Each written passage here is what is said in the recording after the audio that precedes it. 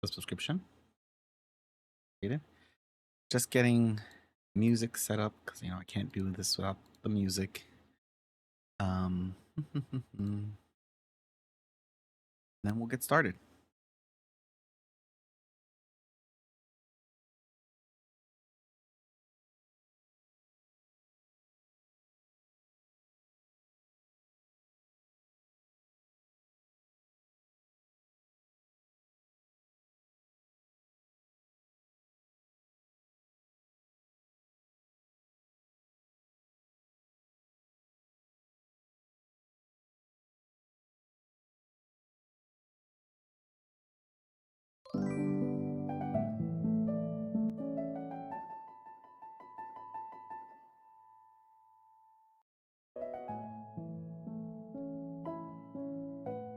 Oh, hello, friends. I Let me know how this sounds. Is adjusting things now. Hello. The music's too loud or too low.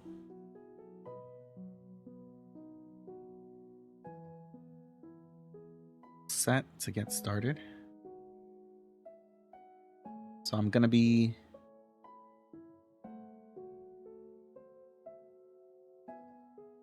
putting everything on this doc here. I'm just kind of copying some of the questions so that we've got them here and we got them recorded. That way they can be visible as we're answering them. Seems good. Thank you. Welcome. Also gonna be trying to chow down in between questions here.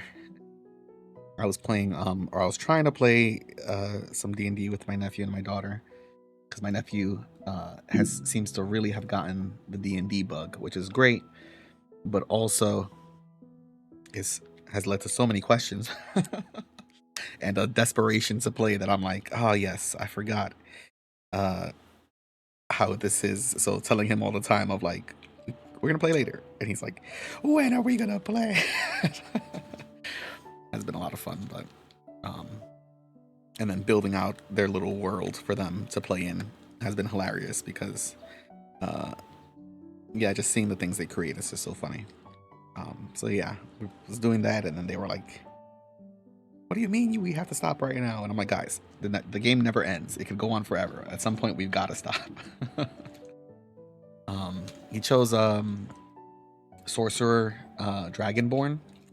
He really likes lizards. He really likes dinosaurs and stuff. So, and dragons. His favorite Pokemon's Charizard. So it was a real challenge for me to try to convince him not to play a dragonborn. So we just went with it.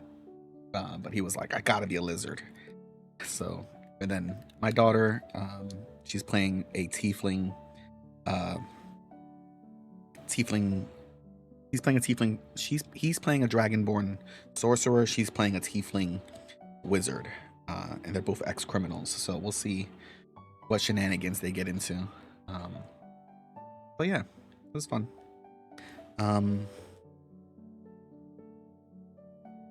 Okay, so let's get started with our questions here. First one is from Martin. A little formatting here. There we go. If you got to add any new personality to the Hasselhoff Goblin family, who would they be? She's a criminal wizard. Yeah,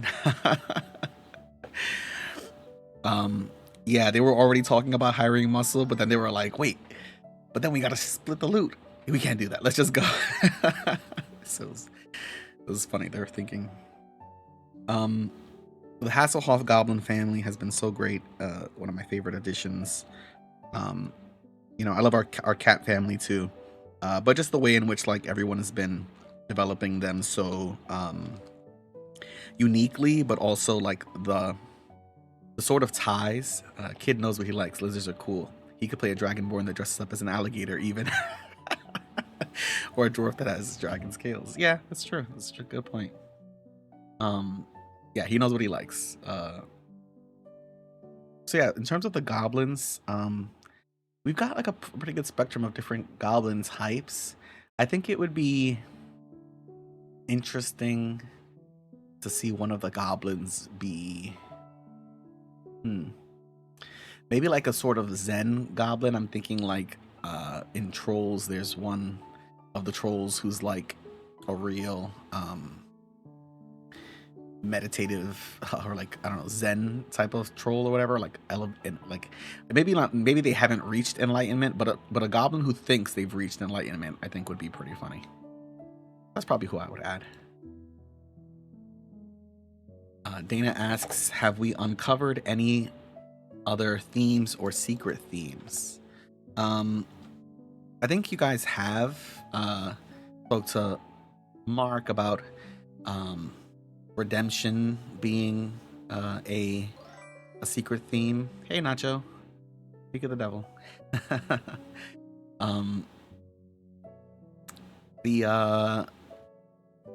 Let's see, what other secret themes have you guys gotten? I think pretty obviously ethics and morality. I think we have redemption. Old guys, you guys kind of picked up. There's a lot of old guys. We've gotten mentors and mentorships and influences that has. So I don't think, is there any other balance, light and dark? Yeah. I mean, guys, toss any out there if you think you've got any others that I have forgotten about or haven't brought up or you're curious about. I feel like there's also some themes that I find that are like found family was a theme that we already started with. Secret twins. Definitely alternate versions of yourselves. It's not been a secret theme, but it has been reoccurring. And so there are themes that are like, I don't intend for them to come up, but they just seem to organically pop up. So those, I find those to be pretty funny. You said freedom, not Karsha. Freedom for sure is one of the secret themes. Yeah. That's really inspired by One Piece and Luffy and what does it mean to be free? What does it mean to live your life freely? And yeah. So freedom is definitely one of the themes too, but that's not redemption. No, the redemption theme is more like, you know, there's a lot of our characters who have done bad things, who are doing bad things, or have gotten themselves in situations. And you know, like I mentioned with Oz in the beginning, you know, Oz started this campaign like as a full-fledged criminal who was like a henchman who, you know, was like, I'm gonna take control now, I'm gonna be, and was definitely like a murderer. No, killing Mark's characters is just something that Mark that's his own pastime and not mine. But the idea of, you know, what does it mean to be redeemed? What does it mean to find redemption? Can a person ever go so far that they cannot be redeemed? And kind of like looking at some of the other places, like with the fiends and things like that. He's only died once, but he's remained dead, I guess. So like, I think I mentioned like in the one of the chats, you know, an angel can fall from grace, but a demon or devil cannot ascend again to heaven. And it's kind of like this notion that like goodness, it's almost like inevitable that you will fail at some point. So why is it so impossible to find redemption and to find and to turn your life around? So yeah, that's been fun. Ryan did reference the old man theme there. Just like, you know, old dudes, maybe it's just more like my you know, no offense to any of our older players, but maybe it's like my mortality of like, oh man, I'm getting old, and like starting to like think about that and what influence I think that might have on me. So yeah.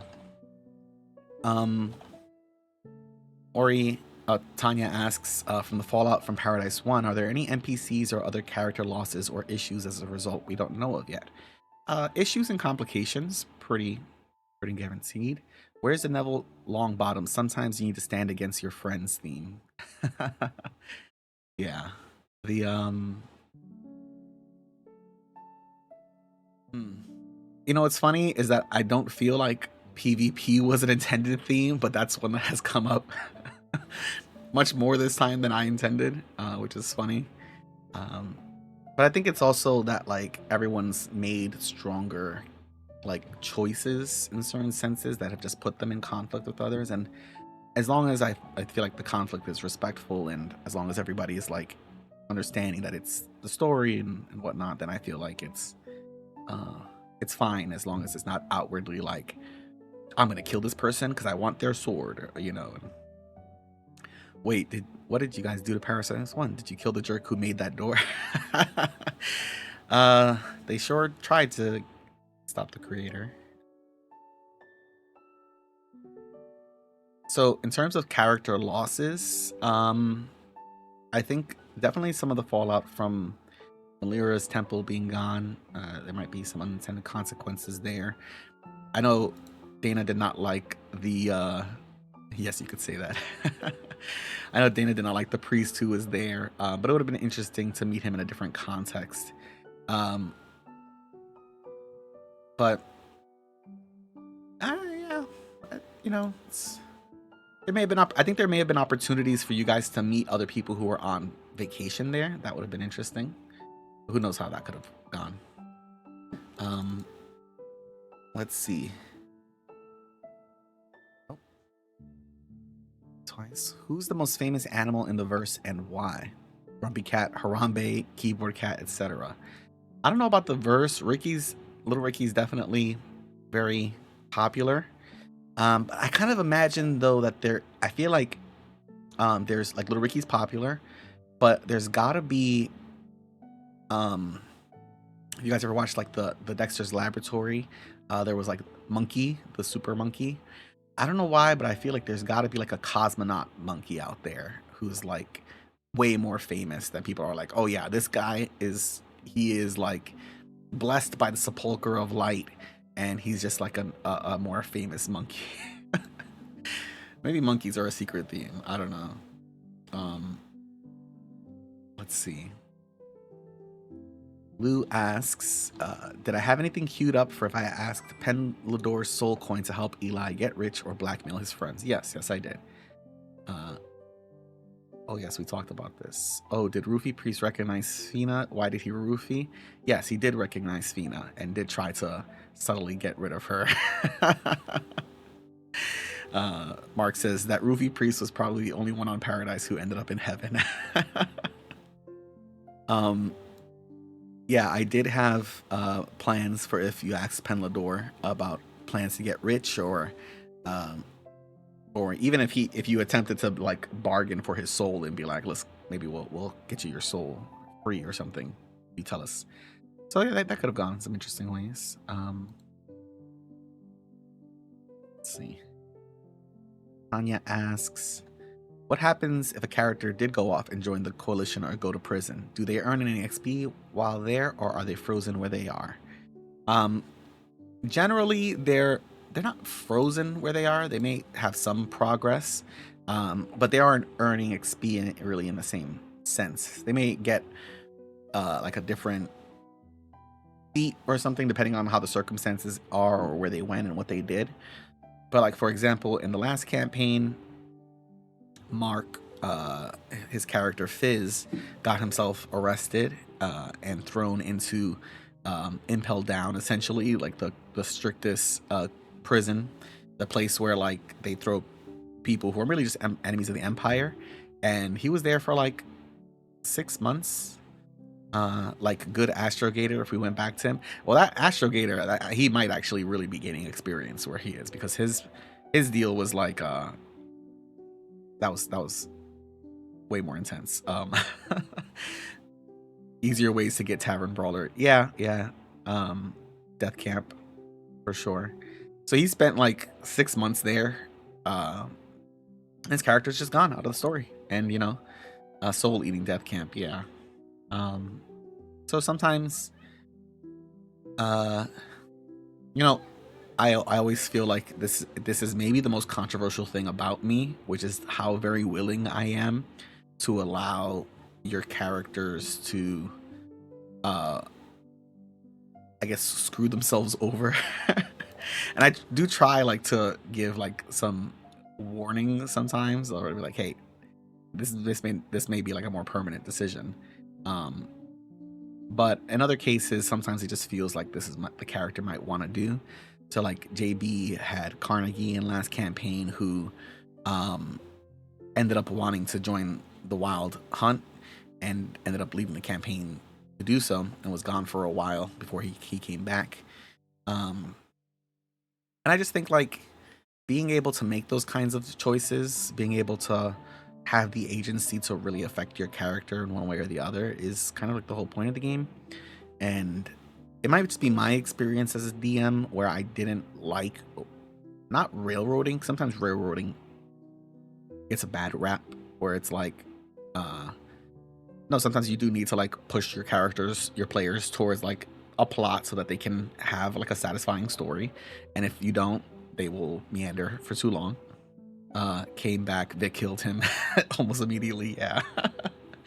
um, but sometimes, like I definitely know in the past, I would get mad if I felt like I was trying to cause an action or have something happen for my character, and then the DM like either softened the outcome because they were like they didn't know how to handle it, or the DM was like, well, this isn't really in line with what I'm doing, so let's just kind of pull the, I guess, dull the claws of that, and then like so that way we can just continue with the story. And I never really like that. But I also just like, sometimes there are just moments where it's just right for a character to make an exit, and trying to superficially force them into continuing, I just don't feel like it's good for the story sometimes. So it's like there are times where it's like, yes, we need to do what we can to try to smooth over rough edges. But there's also times where it's like, hey, this is the exit, and you're in the lane. You could either continue getting off the exit ramp, or you could swerve back onto the path and try to keep hold there. Um, so yeah, Tanya, I hope that follows the question, answers that question. But essentially, they'd be going off and having their own adventure. At that point, they're not like your character being controlled in that moment. They're more of an NPC out in the world and doing their own things. So, um, if they ever come back, like for example, Misty is currently gone. She's doing her own thing right now, going on her own adventure outside of the RAQ. And if she ever does come back, I would talk with Martin and be like, hey, this is what Misty's been up to this time. And it kind of is a surprise for him, and kind of also allows her to still explore that side of her narrative without having to make it a logistical problem of like, well, how do we fit you in with the rest of the campaign and the rest of the cast?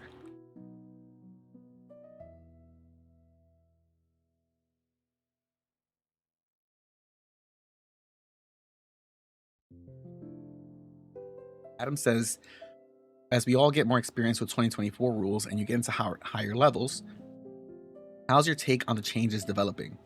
Are there new possibilities you're seeing that seem cool? New issues that might need some tweaks? I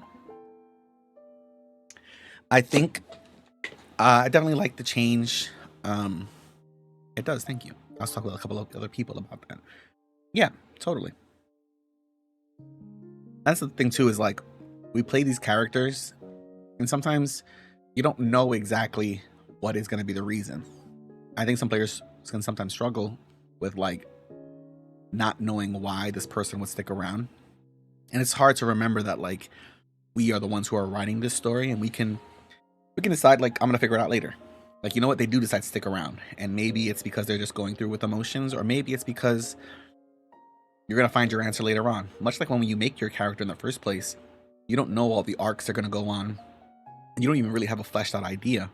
Sometimes you can have your character have a sudden change, and it's like you don't need to go through the effort of us in real life being like, and now I'm a person who eats healthier and I did all the work. And it's like, no, no, my character did the work and I'll figure out what that work means later on. Um, so anyway, back to the 2024 rules. I definitely am happy with the changes. I'm also very happy with my decision not to continue with Wizards of the Coast and their future books, as I've been keeping up with the UA releases and some of their attempts at updating some of the other classes. And it's very clear to me that they are sort of pushing themselves into a tighter, smaller box design-wise in order to satisfy the more casual fan base, and also in order to streamline some of their class updates for their subclasses and things like that from previous books. Don't really like it, but I do think that this rule set is easier to get new players involved in, to get new players understanding how the game works and how to kind of build their character and go forward. My grave character, yeah. I think so. Like some of the stuff I've introduced, like the custom feats and stances and things like that. A lot of that stuff is stuff that existed in 3.5 edition and in 4th edition, and so I do feel like with the system being a lot more stable, it allows me to introduce changes and introduce things and abilities and types of things that I could not have done in the previous campaign without it adding too much like super bloat. I tried to in certain cases where like certain items and abilities would give certain items and things would give different abilities that would be interesting.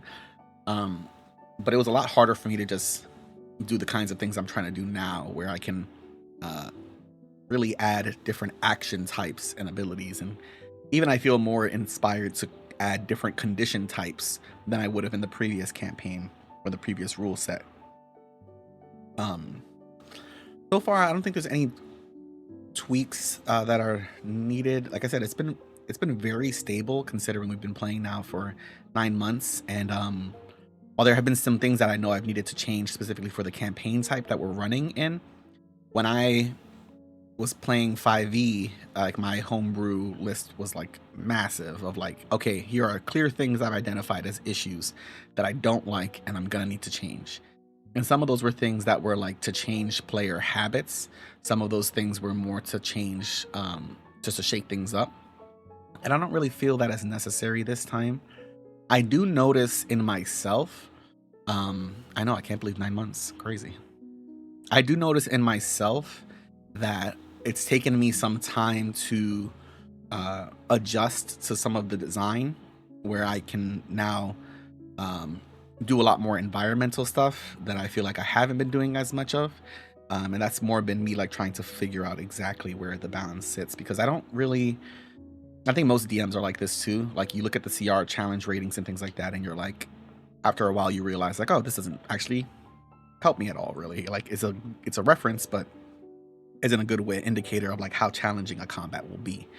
And I feel like now I've definitely gotten a good sense of where that is, because I do my balance really a lot on vibes and a lot on like my experience of like players and their output and their power and things like that, but also through like testing. Sometimes I test and I'm like, okay, how much damage can they put out, in a certain amount of time? How much damage can they take and mitigate in a certain amount of time? Those like kind of metrics kind of sit with me in my head and then give me a better idea for what I can do. But also just to make sure that like I don't like when combat gets too bloated and it takes too long, and then there's too many variables turn by turn, then that can lead to more choice paralysis. So I think that's the only thing that I've been a little bit more careful with in the higher levels, is trying not to cause as much of that. But now I feel a lot more comfortable as we're doing more sessions up there, where I'm like, okay, now I can start to add more complex things. And there's good and bad with that. But yeah. Let's see here. Adam asks, the rising starting level for new characters and corresponding XP bumps for existing characters. Can you talk us through the thought behind that? Is it about mechanical balance or making it easier for characters to play together without training weights? Or is it narrative? The RAQ success means Simon can be more selective about who he lets into the RAQ, and our off-camera activity does constitute some level of experience for characters, so XP bumps. This is mainly because when I think about the game, I also cannot help but think about it as it is now, but also how it will be a year from now. And one thing with the last campaign was that the further we got into that campaign, the harder it was to have either characters who are joining and who are able to have as much of an impact on the story and the players. Hold on a second. Give me 1 second. I'll be right back.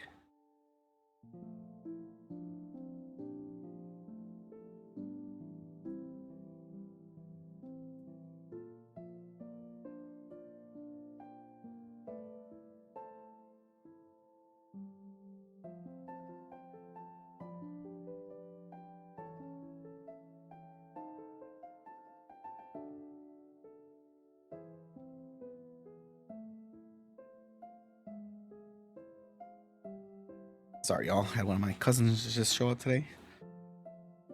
Didn't know they were coming. So a lot of that is like my thoughts on like in the future. When we do reach the end of the campaign, I want everyone to be able to have an equal opportunity to influence the campaign, to have an impact on it, and to let's have a higher chance of everybody kind of being around the same level. It is also like the logistical stuff of it is easier. I feel like part of the reason why people needed so many new characters was because when new people were joining, those characters would then need to be at the level of those new people who are joining. And then also players who kind of like are joining and feeling like, oh, well, my character's at this low level and there's a huge gulf between me and these other characters. I'm never going to have the impact on the story that they're going to have. And kind of sucking the fun out a little bit of the campaign, I think, through that. But also wanting to keep like a tighter band of like the characters level. Like, okay, we have characters now from level 6 to 15. Okay, cool. And that lets us that makes it easier for me to prepare quests. So when I'm putting quests out there, I can kind of know like, all right, they're all going to be around this range. And I don't have to spend as much effort at being like, okay, now let me also think of what are some low level quests that I have to add that are going to be for level 4 and 5 characters again still. So a lot of it's that. I also do like when mechanics support the narrative. So I do like the idea of the RAQ kind of outgrowing really like a lot of Canberry's smaller issues, or just some of the simpler things where it's like, yeah, we don't need to be spending as much time going to the Serpapar Den and clearing out those guys or fighting some bandits in the woods. It allows me to focus more on developing more cohesive plot lines and threads that can then be more narratively satisfying, and also means that others will get a chance to become part of those plot lines without having to like be power leveled all the way through or go through so much in order to still be involved. So for our characters and our players who aren't able to play as much as some of the others, they're still able to like still be in a pretty good spot, I think, story wise and power wise, where it's like they aren't so far behind the rest where it's like, okay, you guys are doing the real stuff and we're just kind of messing around. I want everyone to kind of feel like they are having just as much impact, and so that was one of the methods. Yeah. Also too, because like it's just easier to design for certain levels of play at once than it is to be like, all right, let me now plan for tier 1, tier 2, and tier 3 and tier 4. That is a headache. And then he also asks, which is somewhat linked, in universe, how does Simon feel about what's going on? The rapid rise to fame of his organization, and his most successful racketeers doing a lot of extracurricular activities rather than work for hire through him. Simon seems very different from Nisha, who was the leader of the Midnight Pact Guild, to Adam. He's less he's more an agent, less a leader. Is that how you see him? Does he have a backstory we can get into? Simon does have a backstory. I've had it written since the beginning of the campaign. I do definitely view it that way too, and it kind of, a lot of it has to do with just the premise of the campaign in general, of this being more of a corporate business type of guild than one of like heroes who are gathering and want to do good and things like that. So I think the premise overall lends itself to that feeling. Simon is kind of ambivalent in a lot of ways. He's pretty neutral. He's like, he wants what's good for the business, and he doesn't really care too much about like how the RAQ is spending their time outside of it, as long as it doesn't negatively affect the RAQ with their extracurricular activities. Because at the end of the day, there's going to be big jobs that are going to come through where he knows he's going to get a cut of them, so it's fine for him. But he is definitely a very different leader of the group. But I would be interested if seeing if people got more involved with him or just talk to him more, because he's always there, but he's also like a brooding type.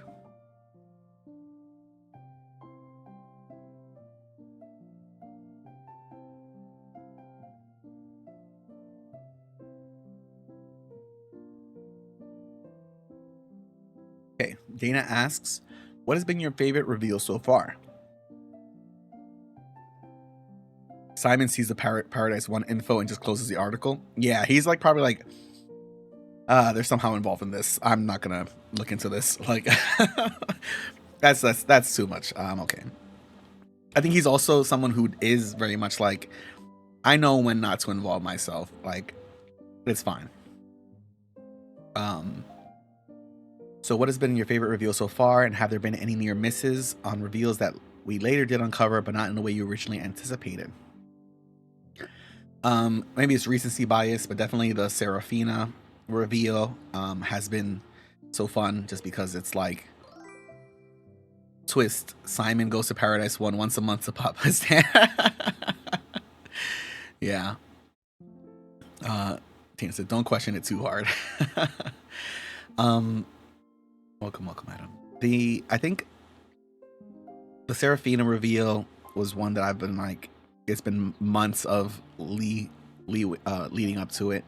The hints, the things of like, this is what's going on, the people in their comments. It was very early on that like Fina got attacked and called a Void Witch.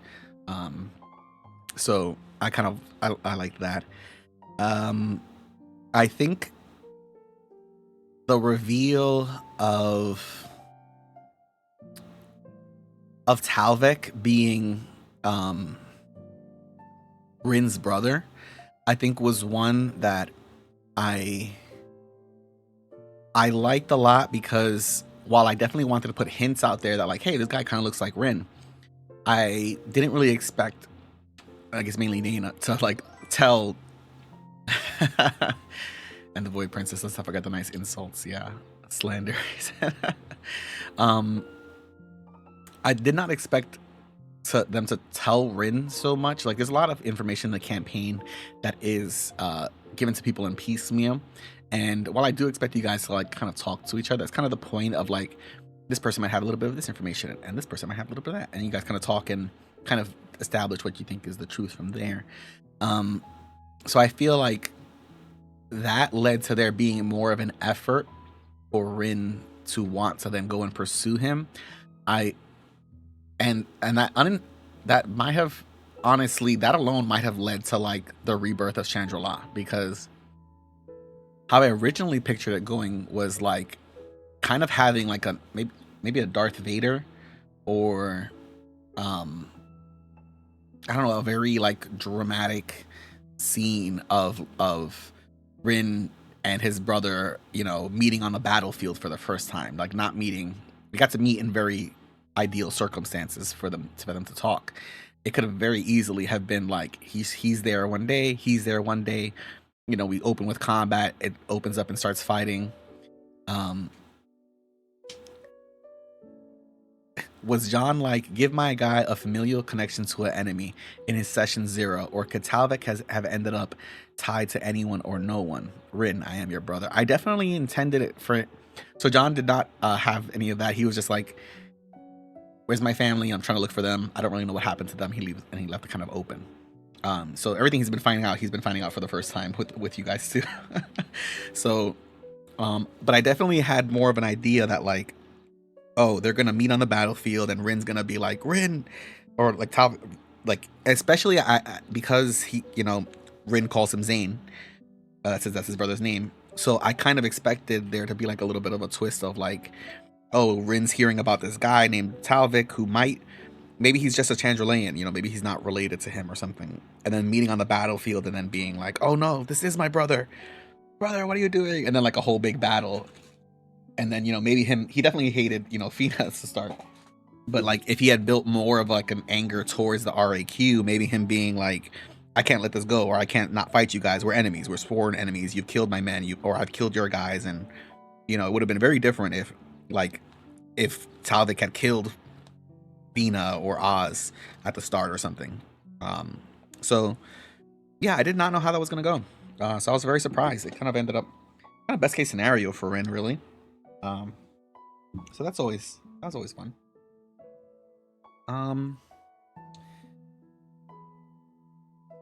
Yeah, I think those have been some of my favorites. I'm trying to think of what other reveals. There's so many reveals that I don't know. I can lose track of them sometimes. I did enjoy the reveal of Eileen being related to hey, no reason for sorry. That ended up leading to him reconciling with his brother and his brother turning to your guys' side. So all worked out. Definitely was excited about the Eileen reveal and to reveal what's coming more from there with Elris and seeing what happens. So yeah, I think that's. Oh, side funny reveal was Borin the turtle being related to Madame Salvora, them being siblings. Because that one I thought was very funny. And I didn't think anybody was going to expect that.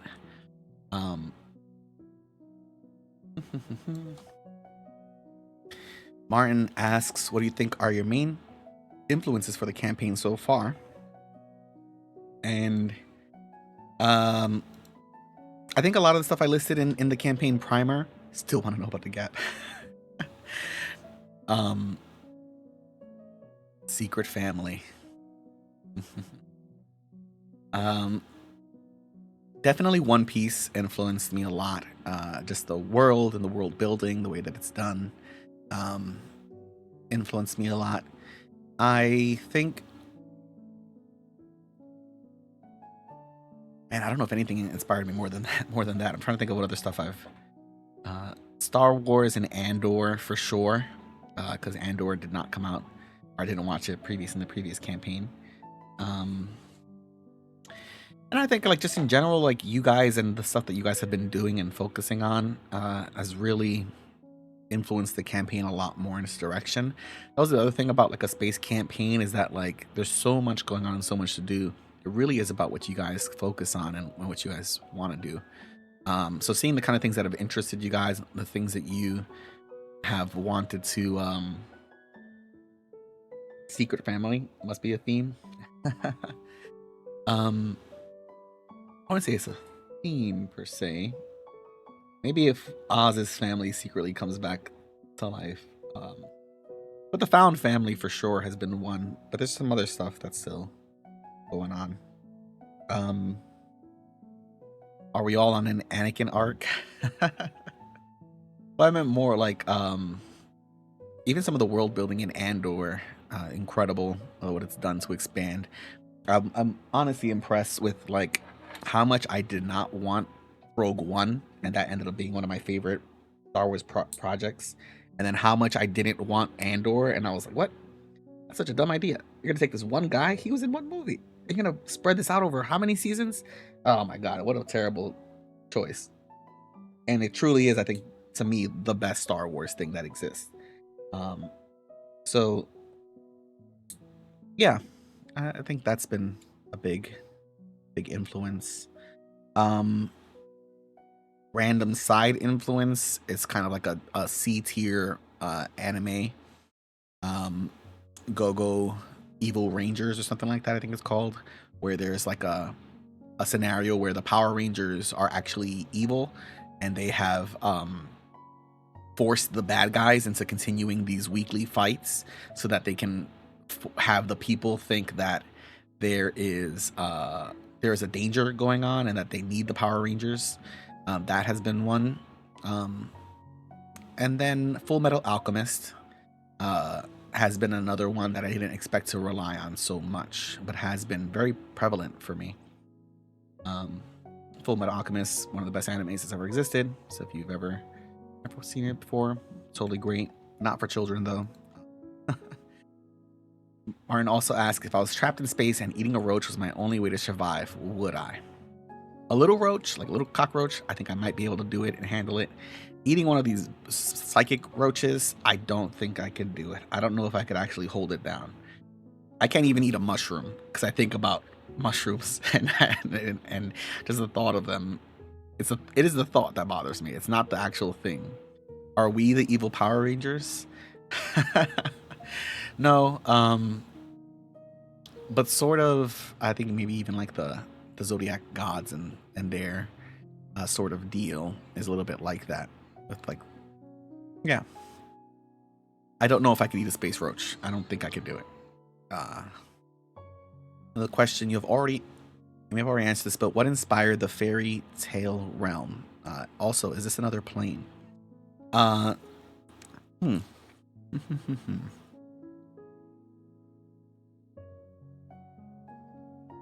So, I did not want there to be many different realms and planes of existence in this campaign. It's always bothered me how very built out the Forgotten Realms worlds are and how mapped out they are, where it's like you have, well, we know exactly how many layers of hell there are, and we know exactly that there's this realm and this goes in this place, and this is how the planar structure works, and this is how this works. I always find that it takes away from a lot of the exploration and the discovery of things, and so I kind of wanted to simplify things. Also, because this world does have a different, I guess, genesis like creation.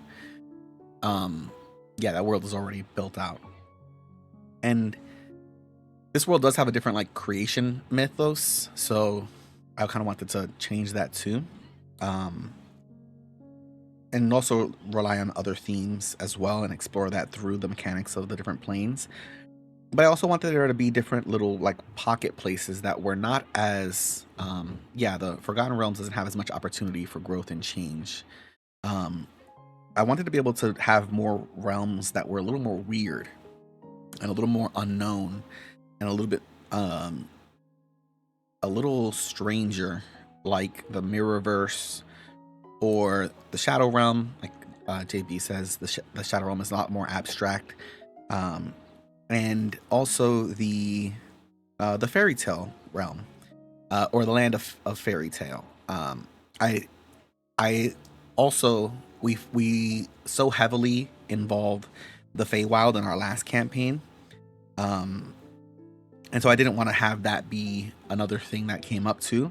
But I also didn't want to completely ignore this entire genre of storytelling and this entire path that's there as well. So there's a lot of ideas that I had for the Feywild in the last campaign that I just didn't get to, or a lot of ideas that were things that I just always wanted to do, but because those other realms always felt so established with their lore, kind of felt like I couldn't really do those without messing things up and kind of taking away those expectations. So that's why I kind of went with the fairy tale realm. And these aren't different planes. I guess like demi-planes is probably their best descriptor, or maybe even like in Barovia or in the oh, now I'm forgetting what it's called. Van Richten's Guide to Ravenloft, like the various worlds that they have there. Maybe a little closer to that.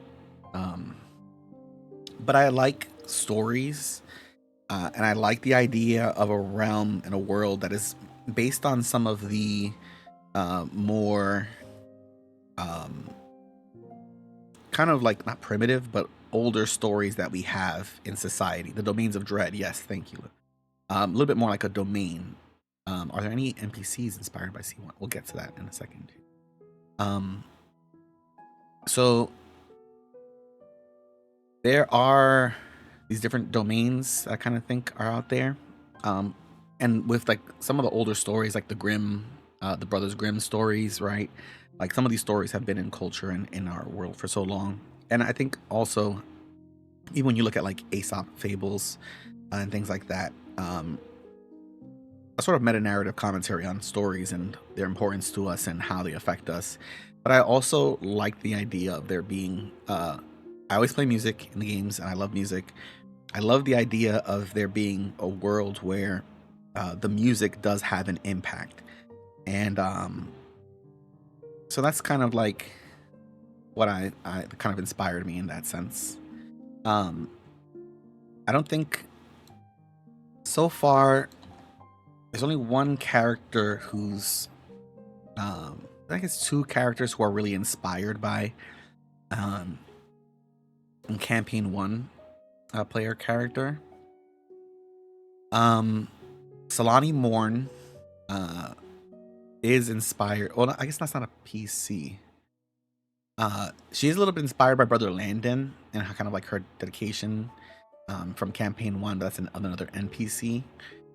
Um I wouldn't really count Viconia Devere because like Viconia is a canonical character and like has a different upbringing than Victoria Devere of campaign one.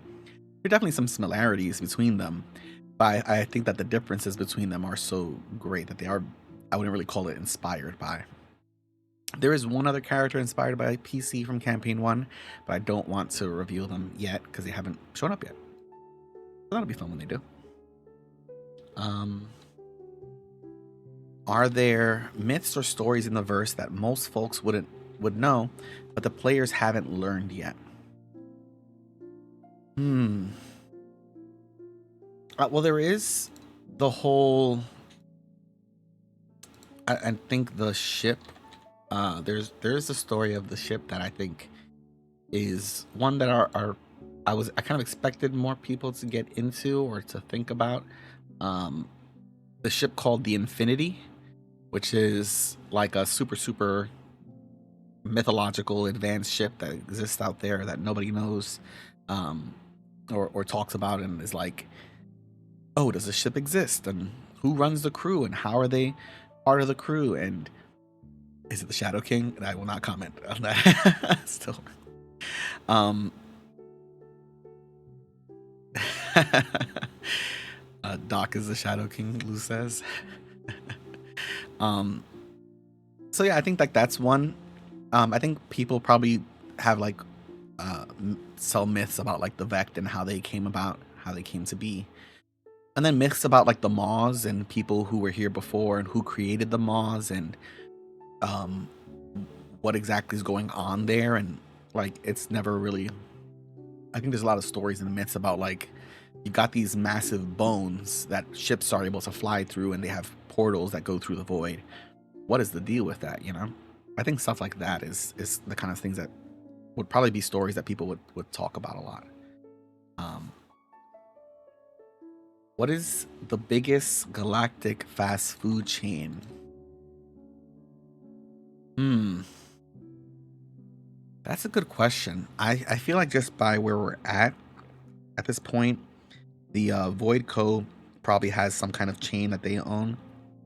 I also feel like Mark's given me ideas before in the past that I just don't remember right now. So I'm sure there is one that's out there. Um, but I also think like it's got to be something that is like meat's hard to get everywhere, right? Like, and it's like unless you're getting like intergalactic shipments of like burgers or something. I almost feel like an ice cream place, like a Dairy Queen, is like probably one of the biggest fast food kind of things you can, or fast food chains I think that's out there, because it's easy to store, easy to transport. You can have tons and tons of it.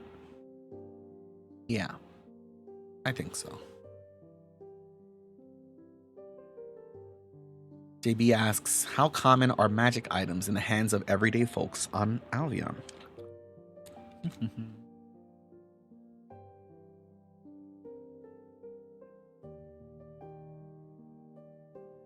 I think it's becoming increasingly more common. I think in the beginning, or around when you guys got here, it was relatively common. You know, there's so much technology that's integrated with technology and magic that it's hard to really draw the line between like what's the light cantrip and what is a flashlight, you know, and like what is mage hand and what is a person with a special glove that gives them a telekinetic hand that they can use to reach things in a distance, or like one of those little grabber tools that people have. So I think pretty common for at least like common magic items, you know. I think once we start getting into more uncommon things, or especially things that are more built specifically, I think there's a lot of magic items and things that are for utility, that just are to like just small quality of life improvements for people. But probably more like the more crazier stuff like weapons and things like that probably aren't, because not as much use or not as much market for them. What would biologists call those tentacles on the whales other than creepy? Appendages? Phalanges? No, that's not. I don't even know what that word is. Let me look. What is that?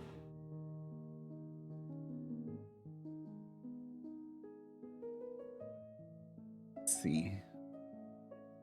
Phalange, another term for phalanx. No.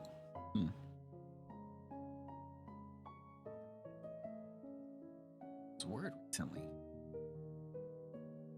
that some of our finger bones? Phalanx bones. The phalanges are the bones that make up the fingers of the hand and the toes and the foot. Okay, so that's not the right word, but we'll call them that. Phalanges. Yeah, thank you. The fingers are the phalanges. Yeah, because like they're not really like, I guess they are like tentacles. I don't. Yeah.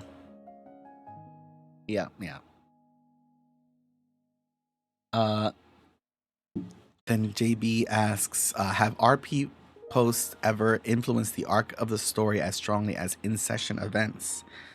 Yeah, totally. I don't know if as consistently as strongly, just because, for one, just by like the nature of the game and what we're doing.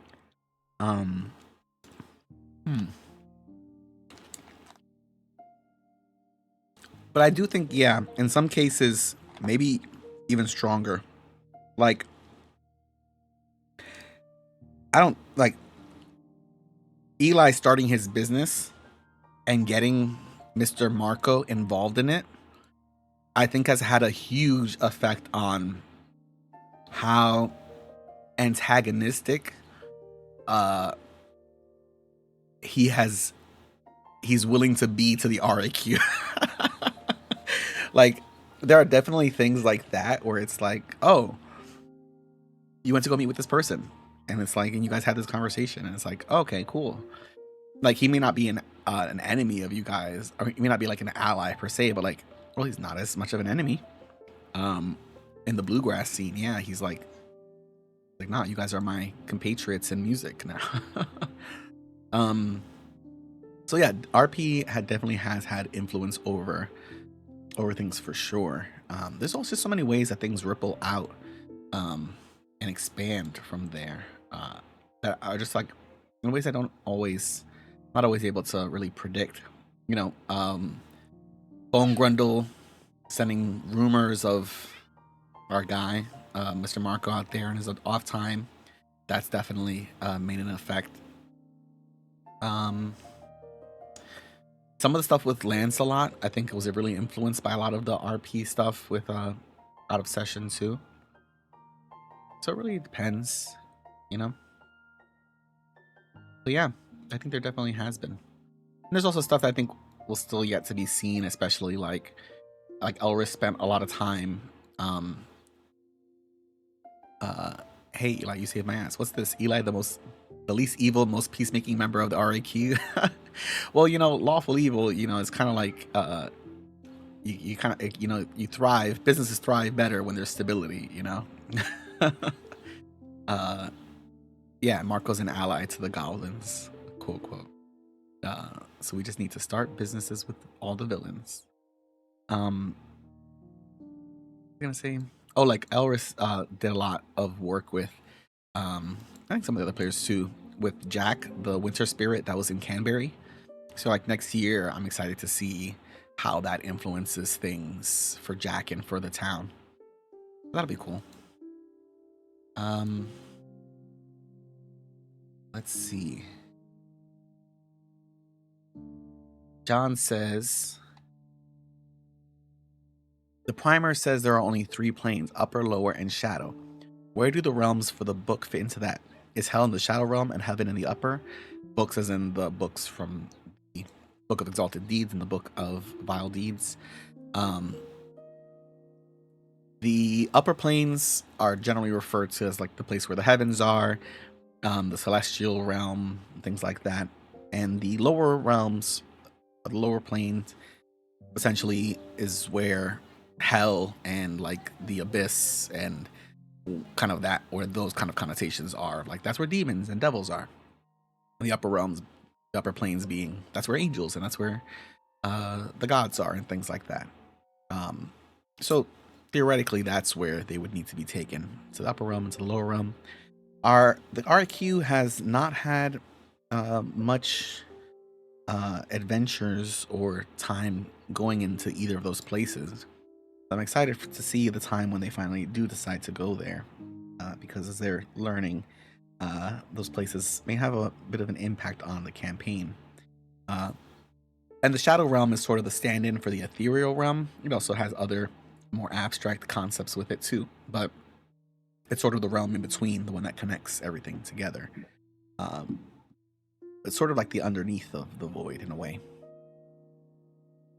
But yeah. JB says, oh, what's happening like that? Because that's what's copying. I see. If you worked as an astrogator, an astrogator style mascot in another life, what would your character be? I feel like I would have a lot of fun being a mascot, because you get to wear a mask. Oh, second here. Sorry. Clicking all the wrong things here. Because you get to be in a mask and nobody can really see you. You're kind of full covered. You can kind of be as silly as you want, and there's kind of like that freedom of anonymity where it's like you can just kind of be a goober and just go crazy out there. I would like to be something horrifying, like the Cthulhu monster, or like gritty. Something that is like, could be silly, but also unsettling. JB says, the one time we tried to go to the upper plane, we almost got killed at the door. Yes. Well, remember, you guys got to the upper plane by using the key that Dr. DeBolbic had. And so, gotta ask yourself why Dr. DeBolbic needed that key, or wanted to get into that part of the upper planes. So, yeah, I think that's what I would be. Some kind of horrid creature. If a player wanted to help Canberry switch its food source away from the whales, how would they do that? So the whales aren't gritty or Cthulhu. That's a window into our game. Yeah. Yeah, something silly but also unsettling. That's not a good descriptor of the games then. Yeah. Or maybe like my DM style. So I think Canberry isn't like really reliant on the whales as a food source per se. It is the cheapest, and it is, I think it's like their main export. It's their like main industry. So like, I think giving them another industry to explore would be better. Because now at this point, with trade, yeah, that one song. Because with trade and with how popular Canberry is going, they no longer need to be as self-reliant. So,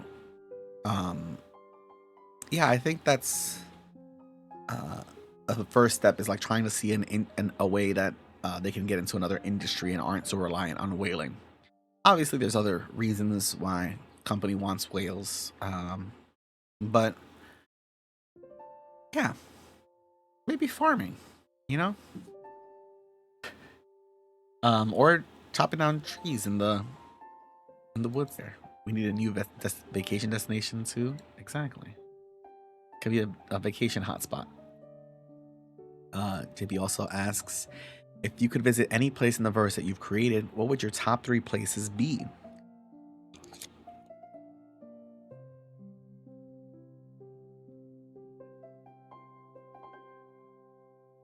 Is it cheating if I say the fairy realm, the fairy tale realm, and the shadow realm?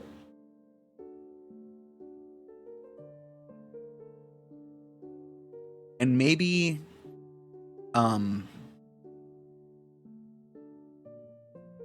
the turtle planet. I just think I don't even know what I would do on the turtle planet for Dahlia. I'm forgetting that's the name. I don't even know what I would do there. I guess that's cheating. Mintilla is now available for development. That's right. Oh, your mom's still out there too. That's right. Yeah, we still haven't gotten there. Who's developed Mintilla? Mintilla is a town where Azeron's temple was. I think I would like to visit Albion. Maybe Cloudfield more than Canberry. But just because I've always said from the beginning that Albion is a little bit more saturated and a little more like in terms of like color. The sky is like a little bit bluer, and something about the colors on the planet just kind of pop a little bit more. And I kind of would like to see what that's like in real life. Turtle Planet, because the guys who don't like music, I just feel like I would go to war with them. And it would just be funny to kind of mess with them and be like, I am the bringer of music. And then I think maybe the Taizu Federation, Taizu, in hopes that I could find a big mecha. I've never been really big into mecha animes, or the mecha genre in general, but I think there's just always something satisfying about finding a big robot. Gurren Lagann, I think, is the closest I've gotten into mecha animes recently. Great anime so far. That is one that I think has greatly influenced me recently. Gurren Lagann has it starts out very a very simple story, and no real spoilers, but by the end of it there's like an intergalactic war and you're just like, whoa, how did we get here? This is crazy. So yeah, I think those 3 places would be my places. Let's see. If it hasn't come up, could we get a 30-second retelling of the War of Spheres? Essentially, the War of Spheres, there's a throne in the Taizu Federation. Taizu Federation? Within Taizu, that is like seen as like the symbolic throne of control. There's also some like actual magical reasons for wanting to have control of the Throne of Spheres, and essentially between conflicts between the Taizu at the time were, you know, a lot of times the orcs and the goblins and a lot of the humans in those times were seen as more barbaric, but they were also like at war with each other a lot of times, and they sort of started to unite and become their own kind of larger people, much like the Elven Empire and the Dwarven Kingdom kind of had already. And when they started to come together and form like one peoples, essentially, I think this is kind of seen like as a threat, because like the especially the Dwarven Kingdom of Stone kind of could go into their territories and kind of take advantage of the fact that like, oh, you guys are too busy fighting to use these resources, we can take these. And eventually there was a conflict when they wanted sovereignty for themselves and pushed back against them, and then eventually I'm almost certain, because it's all off the top of my head, that the dwarves destroyed the orc homeworld, And then after that, it was like there was like a big, retributive, like I was wrong, and then they kind of pulled back from there, and Taizu Federation formed afterwards. That's like about a 30-second retelling of what happened there. Let's see. So Ryan asks, as of right now, who is my favorite NPC of this campaign? Gotta be Borin the Turtle. It's very funny to ride. It's very funny to ride the line of being like an old pervert guy who's just like, he's not like outwardly like doing anything that you're like, oh, this guy needs to be arrested, or like, or this guy is like, oh yeah, this guy needs to be added to a list. But he's always pushing just on the line of like, okay, man, okay, dude, you gotta chill. You gotta chill out for a little bit. Like you're getting a little too crazy here. Very funny, kind of playing as him and getting to explore that. Let's see. That's been fun.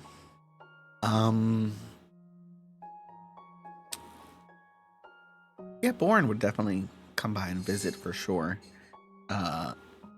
He's just got his own stuff. But also too, like, it has been hilarious, like the conversations with him and with Elris and with Fina. Especially Elris being like, okay, old man, you gotta chill. Like that's been fun. Let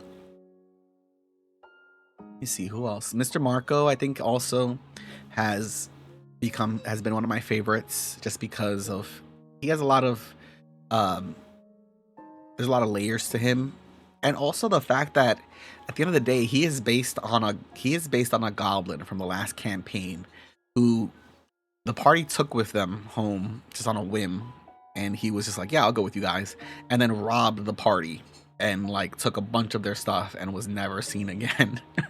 And the fact that like he is based on that, it adds us another layer of complexity to the character that I really love. So he also asks, you get one song to listen to for the rest of your life, what is it? I often go through phases where I listen to one song for like 90 times until it's out of my system, and then I'm like, okay, now it's done. I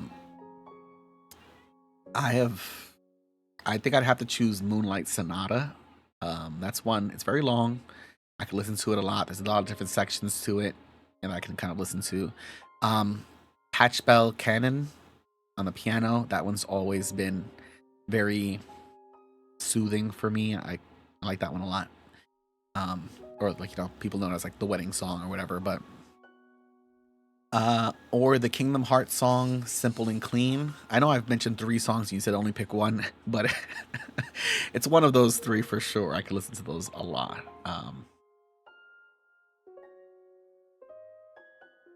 He also asks, if you were given the chance to rewrite the ending of any movie or TV series, what would it be?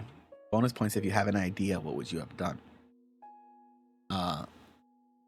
He also adds a writer that Game of Thrones does not count because a room full of monkeys could have created that.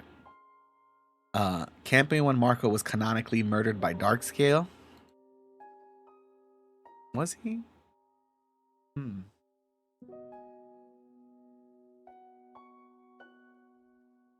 I think even just the satisfaction of him getting to steal from you guys was good enough. But rewriting an ending of a movie or TV series, if I could I feel like I really could easily rewrite The Last Skywalker. There's so many missteps that were done there. I wouldn't have called it The Last Skywalker. And the post-credit scene, yeah. Could have just, not had the whole. I mean, I would have rewritten that whole movie from start to finish. I would not have had Palpatine is somehow alive. That's crazy. Wow, what a way to undo so much of your storytelling and ruin so much of your past work by doing that. Man. Uh, that one by Yuki Hayashi. I haven't done that.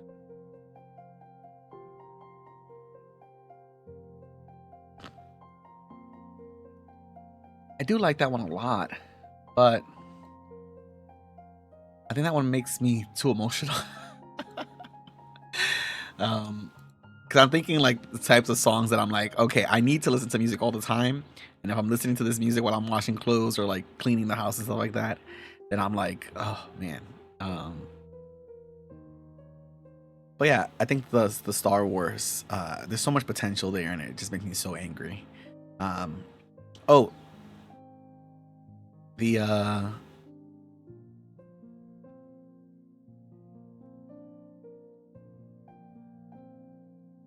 you're talking about that one by Yuki Hayashi. The bad guy theme song, the creepy one. I do like that one a lot. There's this other one by Yuki Hayashi that is like it's like when All Might is giving his speech.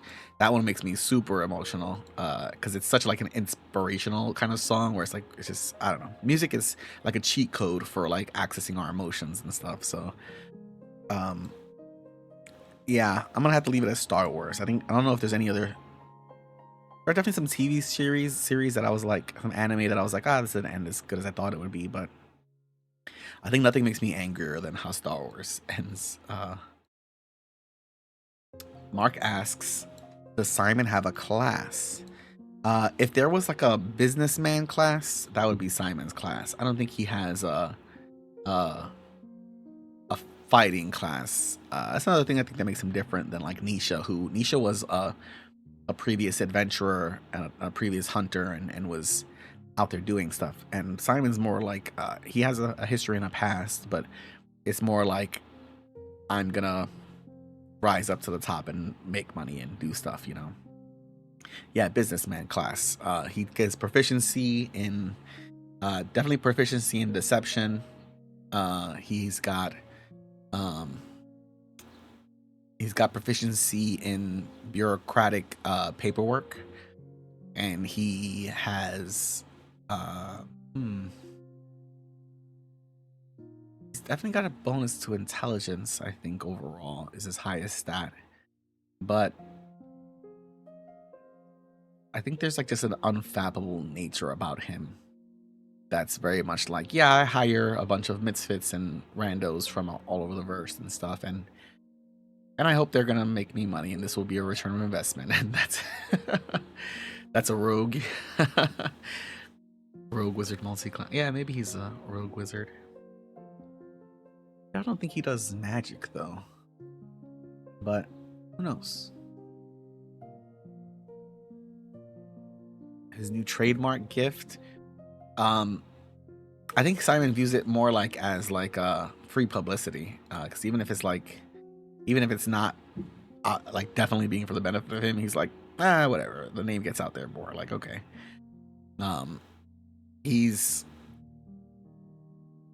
like, I feel like although he is definitely on the lawful side, I don't feel like he is his own. I don't think he's as much of a stickler for like rules per se. More more rulings, I think, is what he's on. But yeah, organization is its own magic, but this makes it for his benefit. Yes, yeah. But the thing is too, there's also some like bit of like shielding that he can put. Like if this goes well, he can be like, hey, RIQ gets a better name for themselves. If this goes poorly, he could be like, hey, we're not affiliated with this. This is it's nothing to do with our trademark, and actually we're gonna sue those guys for like, you know, using our name or whatever. Like I don't know. But yeah. I think that is all of our questions. Looking here. Anything else you guys got, or anything else you curious about? We are gonna reach session 1000 I think this weekend. Fingers crossed. Pretty exciting. Pretty wild to think Let's see. Oh, we are 2 sessions away. So this will probably be our Thursday night game. Will be 99. 99? So either our 4th of July game or our Thursday night game. One of those two will be the Quest 1000. Yes, that's suing. That was what Zelda wanted. Yes. Have you checked out the Warden yet? I checked out the old Warden. I haven't checked out the new updated one if they released it.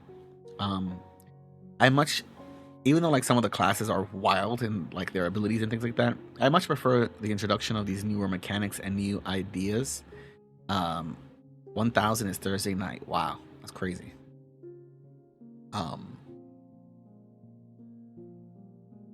I like Mage Hand Press's approach to some of these classes and the things they're willing to try out and do.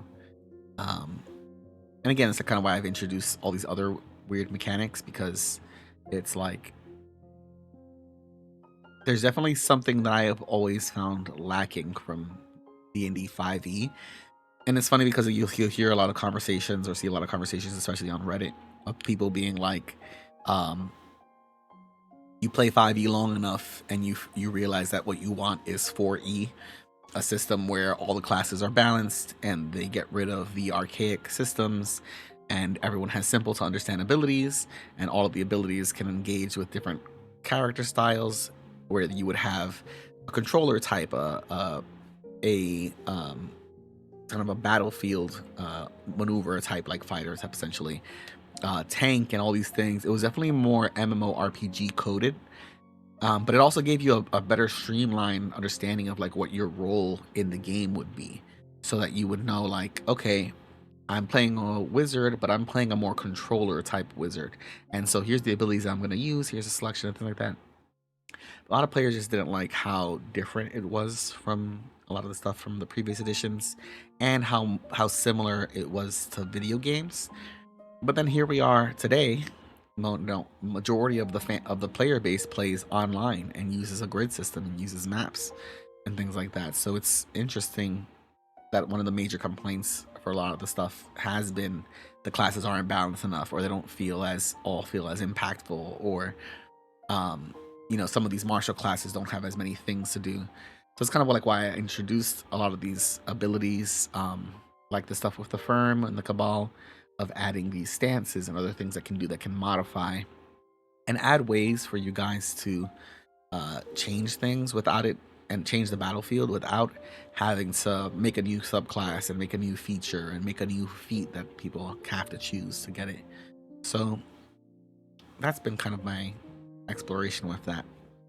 And I have found that they are right, at least for the most part. Of like, yeah, I do look back at 4E a lot, and I'm like, man, that would have been interesting. What are you gonna do? Tibby also asks, what should we have asked but didn't? I think you should ask yourselves some questions. Mainly, like, what do you guys want to do?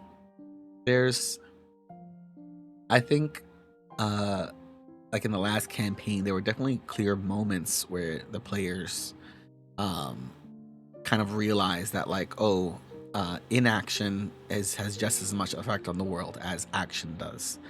And I think in this campaign, I would not say that you guys have been inactive. That's for sure. But I am curious as to, especially as some of your characters are getting to the higher points of tier 3 and getting close to tier 4, what are the things that you what are the things that you think our characters are going to want to do as you're getting to these points in the story? Because as you get to those higher points, you have more influence on the world and the things around you, as we've obviously seen. And I think, like, even deciding at a certain point, who are you going to ally yourselves with? Who are you going to clearly make enemies with? I think that's something that, this is a choice that players are always hesitant to make. And kind of asking yourselves, like, what's going to happen next? Because, I don't know what's going to happen. But also, I would remind you that in, like another 9 months, in another 9 months, Avarax will be here. So whatever that means for the campaign, I'm excited to see how you guys react to that. But um, definitely looking forward to Quest 1000. Thank you guys. Congratulations. It's wild to think that we've gone through so many quests, so many adventures, so many stories. Um, and yeah, I want to see their new subclasses for existing classes, rogue, warlock, etc. Yeah, they've always got interesting stuff. I want to see how they, because I've been looking at the updates for the dark matter stuff too. Like it looks like they are expanding on some of the stuff, so I'm really interested in seeing what they do there. But yeah, is his girlfriend coming with him? I have questions for her. Who knows? Man, that's gonna be fun. Oh man, I think honorary mention, Muku has been a super fun NPC just because he's so dumb. And it's like very few times where I feel like I get to be like just a big dumb guy who's just like I'm just strong and I just want to hit things and like, but like even then in that very like a way Muku way of like almost like oblivious to certain things around you, like like Muku's fun. But yeah, any other questions, y'all? I think we're at the end of our time. If nothing else.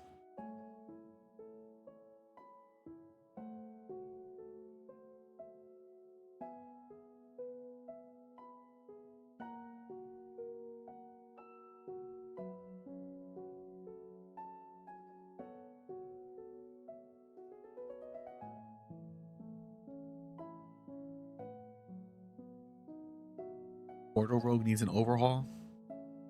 I'll take a look at that one. I would like him better if he stopped pile driving Fina. The pile drive. Yeah. Thank you, everybody. This has been fun as always. We gotta do one of these where I give you guys a Q&A and, and get a whole list of questions. But all right. I'm gonna finish my food. Thanks for playing, everybody. Thanks for joining. Looking forward to the next 1,000 quests. Whatever that looks like. But I hope you guys have a good one. See somebody tomorrow. Take care, everybody.